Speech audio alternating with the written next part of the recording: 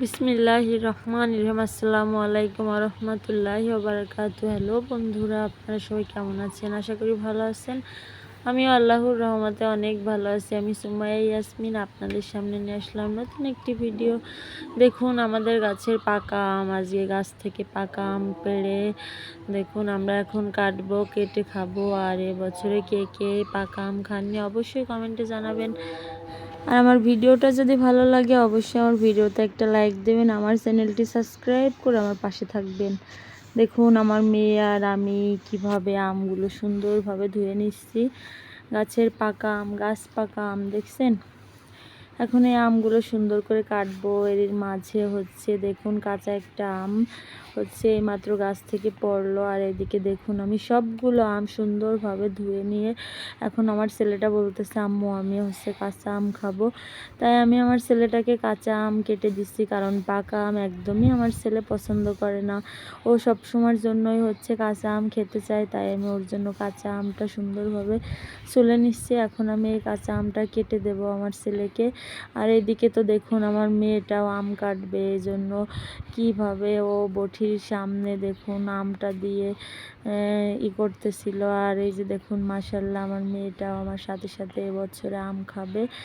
আর গত বছরে তো আমার মেয়েটা অনেক ছোট ছিল এই আমের সময় দেখুন।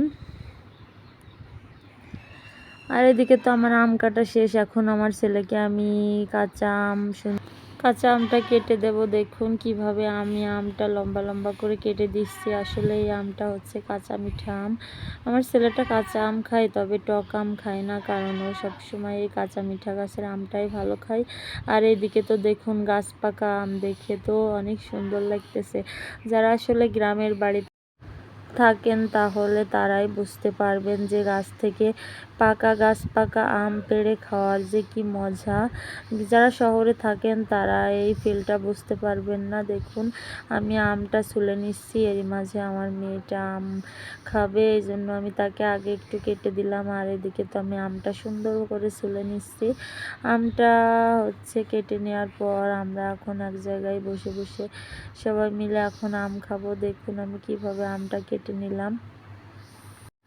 পাকা আম খাওয়া যে কি উপকার, কিন্তু আসলে আমার ছেলেটা যদি বলেন যে এক ফোঁটা আমও সে খায় না পাকা আম। সে মানে এই পর্যন্ত তার বয়স 7 বছর, কিন্তু সে এর ভিতরে কোনো পাকা আম খায় না, শুধু কাঁচা আম খাবে, পাকা আম তো গালেই দেবে না।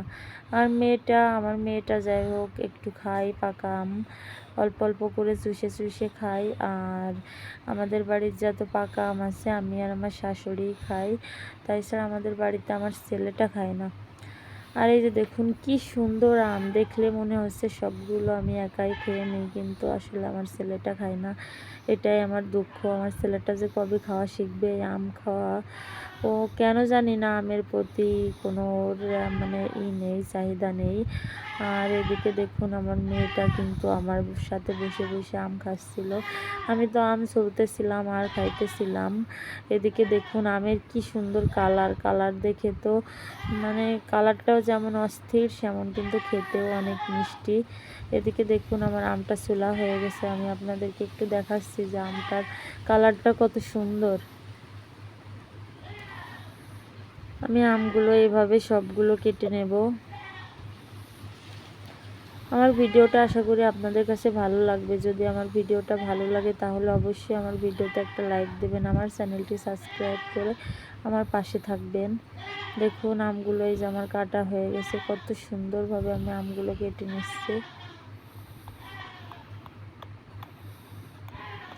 আমি একটু খেয়ে নিচ্ছি আমগুলো, আপনাদেরকে একটু দেখালাম। আর এদিকে দেখুন আমার সবগুলো আম এক জায়গায় করে কেটে নিচ্ছি।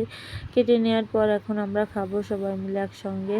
আমার ভিডিওটা এই পর্যন্ত। সবাই ভালো থাকবেন, সুস্থ থাকবেন, আল্লাহ হাফেজ।